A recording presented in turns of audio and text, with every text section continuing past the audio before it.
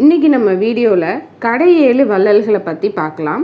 கிமு 300க்கும் கிபி 300க்கும் இடைப்பட்ட காலமான கடைசங்க காலத்தில் சேர சோழ பாண்டியரான மூவேந்தர்களுடன் தமிழகத்தை பல சிற்றரசர்கள் ஆண்டிருக்காங்க. அதில் கொடை குணம் கொண்ட சிறந்த 7 அரசர்களை நம்ம கடை 7 வள்ளல்கள் அப்படின்னு சொல்கிறோம். இன்னைக்கு நம்ம அவங்கள பற்றி நம்ம பார்க்கலாம். அதியமான், பாரி, மலையமான் காரி, வல்வில் ஓரி, பேகன், கண்டீரன், கோப்பெரும் நல்லி, ஆய் அண்டீரன். இந்த கடையேழு வள்ளல்களை பற்றி நமக்கு எதன் மூலியமாக தெரிய வருதுன்னா, புறநானூறு மற்றும் சிறுபானாற்று படை மூலமாக நமக்கு தெரிய வருது. சங்ககால இலக்கியமான 10 பாட்டில் 3ஆம் பாடல் சிறுபானாற்று படை. இந்த சிறுபானாற்று படையை பாடியவர் யார் அப்படின்னாக்கா நல்லூர் நத்தத்தனார். இவர் 7 வள்ளல்களை பற்றியும் அவங்களோட ஈகை குணத்தை பற்றியுமே அவரோட பாடல்களில் பாடியிருக்கிறாரு. இவங்களோட கொடைமடம் செயல்களே இந்த வள்ளல்களுக்கு சிறப்பை சேர்க்குது அப்படின்னு சொல்கிறாங்க.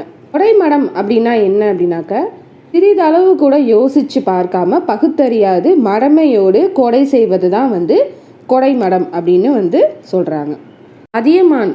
அதியமான் என்ற அதியமான் நெடுமான் அஞ்சி இவர் தகடூரை ஆண்ட ஒரு சிற்றரசர். இன்றைய தர்மபுரி தான் அன்றைய அதியமானின் தகடூராக இருந்திருக்கு.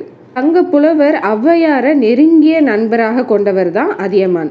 ஒரு நாள் சாகாவரம் தரக்கூடிய மிக அரிய வகை நெல்லிக்கனி ஒரு மலைக்காடுகளில் இருந்து அதியமான் அதை பெறாரு. அதை தான் உண்பதை விட ஔவையார் உண்டு நீண்ட காலம் வாழ்ந்தால் அவருடன் சேர்ந்து தமிழும் வாழும் அப்படின்னு நினச்சி இந்த நெல்லிக்கனியை ஔவையாருக்கு பரிசளிக்கிறாரு.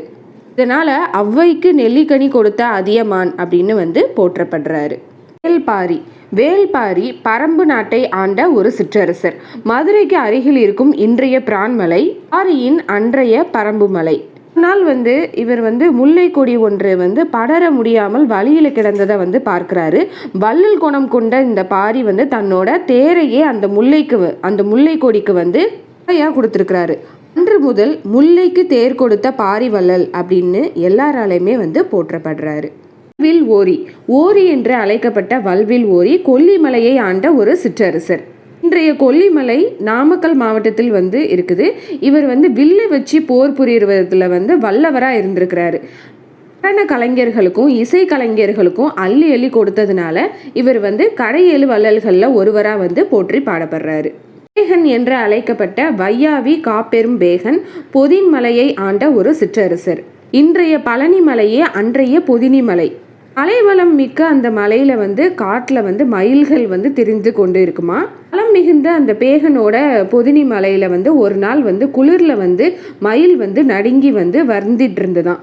இப்ப பேகன் தன்னோட போர்வையை எடுத்து போர்த்தி அந்த மயிலோட துயரத்தை நீக்கி இருக்கிறாரு. இப்போ மயில் போர்வையை போர்த்திக்கிடுமா அப்படின்னு கூட அவர் கொஞ்சம் கூட யோசிக்காம அவர் இத்தகைய உதவியை செஞ்சிருக்கிறாரு. ஆய் அண்டீரன் இவர் பொதிகை மலையை ஆண்ட ஒரு சிற்றரசர். அண்டீரன் ஆண்ட மலை அகஸ்தியர் மலை. அகஸ்தியர் மலை என்ற பெயர்ல கன்னியாகுமரிக்கு பக்கத்துல இருக்குது. ஆய் வேளிர் குலத்தை சேர்ந்த இவருக்கு ஒரு நீல நாகப்பாம்பு ஒரு அரிய ஆடையை கொடுத்துருக்கு. இந்த ஆடையை ஆலமரத்துல கீழே இருந்த சிவபெருமானுக்கு கொடையா கொடுத்துருக்கிறாரு. அதனால இவரை கடையேழு வள்ளல்கள்ல ஒருவரா போற்றி பாடப்படுறாரு. நல்லி இவரை நலிமலை நாடான் என்றும் கண்டீர கோப்பெரும் நல்லி பெரும் நல்லி அப்படின்னு அழைக்கிறாங்க. இந்த கோப்பெரும் நல்லியை கண்டீர நாட்டை ஆண்ட ஒரு சிற்றரசர். கண்டீர நாடு இன்றைய நீலகிரி மலை தான். நல்லி கொடை கேட்டு வந்தவர்களுக்கு இல்லை அப்படின்னே சொல்லாம அள்ளி அள்ளி கொடுப்பாராம். அவர் வேறு ஒருவரிடம் போய் சென்று யாருமே கொடை கேட்காத அளவுக்கு கொடையை அள்ளி கொடுப்பாராம். இது நமக்கு எதன் மூலியமா தெரிய வருது அப்படின்னாக்கா, பரணர் பாடிய பாடல்கள்ல அந்த புறநானூற்று வழியா நமக்கு இது தெரிய வருது. திருக்கோவிலூருக்கு மேற்கே தென்பெண்ணை ஆற்றின் தென்கரை அடங்கிய பகுதியை மலாடு அப்படின்னு சொல்றாங்க. இவரை மலையமான் திருமுடி காரி என்றும் மலையமான் என்றும் கோவர் கோமான் என்றும் சொல்றாங்க. இவர் கொடை கேட்டு வர்றவங்கள்ட்ட எப்போதுமே அருள் நிறைந்த சொற்களை பேசுற இயல்பு குணம் கொண்டவராம். தலையாட்டம் என்ற அணியை தலையிலையும் ஒலிக்கும் மணியை கழுத்திலும் அணிந்து ஆடுகின்ற குதிரையையும் மற்ற இன்னும் எல்லா செல்வங்களையும் இனிய மொழிகளுடன் கொடை கேட்டு வந்தவர்களுக்கு வந்து இல்லை அப்படின்னே சொல்லாமல் வந்து கொடுத்துருக்கிறாராம்.